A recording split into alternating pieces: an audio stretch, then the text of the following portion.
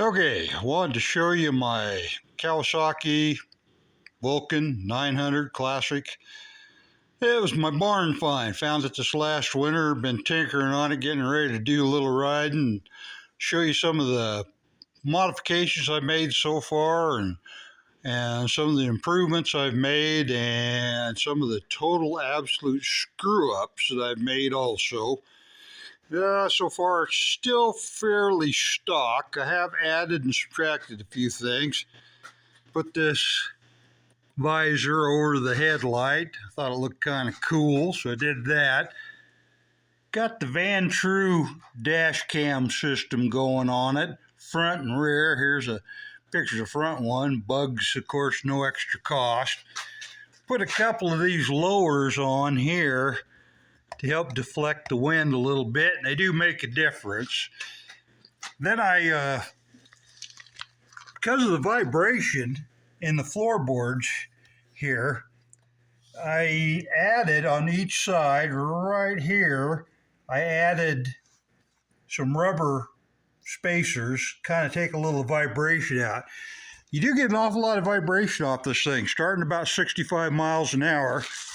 And then on up, I actually haven't had it up over 80 miles an hour. It's vibrating so bad I didn't really want to take it up that high. But you got to expect to have that great big old engine it's got in the thing.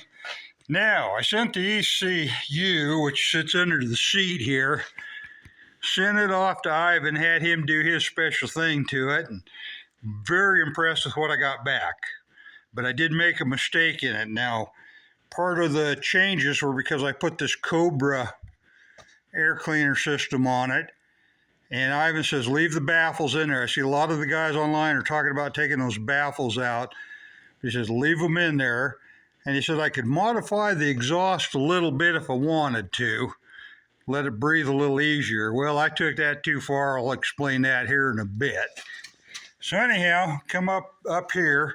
I added a couple of risers to the handlebars. Get the handlebars up a little higher and back a little higher. A little more comfortable for me, but here are the risers there. Let's say get them back about an inch and up about an inch. Didn't have to change the cables in doing that, so that worked out pretty well. And then this is my homebrew camera mount system that I built. Used a couple of pieces of aluminum I had sitting around and a couple other brackets I had sitting, and just kind of bolted everything together, mounted a camera out there on the end of it. It works out pretty good. I shot some of my other videos with that camera out there, and worked out pretty good. I like it. I'll probably end up keeping it unless I find I don't, better not. The Van True controller for the dash cams, front and rear dash cam system, works out really good. Boy, I tell you what, if you haven't used one of these and you're missing out. It gives you your speed, gives you your location, keeps an eye on things front and rear, works real good. Did have to pull the gas tank off and drain out the old gas because this thing had sat for so long. In fact, set for over a decade. Had to drain the old rotten gas out and clean the tank up. That means the facilitator had to replace the fuel sending unit and the fuel pump because that was all screwed up. Now, I took and modified the exhaust system, pulled the baffles out, and I took too much of the baffle out. Big mistake on my part. I don't want to spend $800 to get a set of aftermarket pipes for this thing, so I'm going to have to come up with a plan B on this. But that was a big mistake, pulling those baffles out, because it did make a difference, and I didn't like the difference it made. Lose your middle end power. You're in the middle, you got pretty good torque on the bottom end, you got pretty good zoom on the top end, but on the middle, you just lose your power. And so anyhow, that's getting changed back, put right.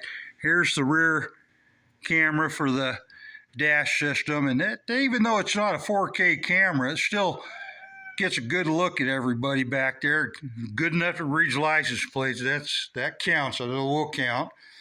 Had a Sportster rack sitting around that I figure out a way to shoehorn on the back of this thing. Oh, I should mention I got rid of the 2-up seat, obviously, a sissy bar and the saddlebags on it.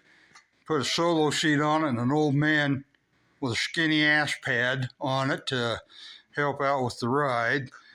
Anyhow, this actually isn't just for show. I got it mounted down pretty good. I had to reinforce on the underside of the fiberglass fender to bolt it on up here, and then there's actually a post underneath the rear taillight unit that I was able to utilize to mount to. So that works out pretty good. I wouldn't stick a human being back there, but you could stick a lot of other weight back there. Let's see, this side of the bike, the only modifications I got so far is they make that heel and toe shifter. Here's the toe part of it. Let me see, I think I got the heel part of it sitting there. I thought I did. I guess I don't. Anyhow, I got size 13 feet. And my feet are so damn big that they're always in the way of either the toe part or the heel part. So I took it off, cut it off, and now I just got a toe shifter. Works out great. Let's see, I think you can barely see it right here, but it's where I added that rubber bumper right here, chunk of rubber to help with the vibration on this thing. This big old V-twin does a real nice job, but it does, once you get up over 65 miles an hour, you do get the vibration going. You feel it in your feet pretty good. I haven't felt it so bad in my hands up here, but then 80 miles an hour, I think, is as fast as I ever got this thing going. But you do feel it. And they do make that 34-tooth gear for the front of the drive on it, because you got your belt drive here. Let's see, I guess get the camera over here where I'm pointing. Anyhow, you got your belt drive. They do have that 34-tooth, which does change the speedometer reading, but your engine runs at a lower RPM. They say it doesn't vibrate as bad. I guess I'll find out. Oh, let's see, another view of my homebrew camera mount here, and said it worked pretty good. Oh, what else? Got Ivan reflashed the ECU on it, and I really liked how that turned out. So a couple other little changes I need to make here is I think to do that 34-tooth gear on the drive and see if that helps the vibration, and then fix those rear pipes. I screwed up with that. I took too much of the baffle out. Should have left some of the baffle in there.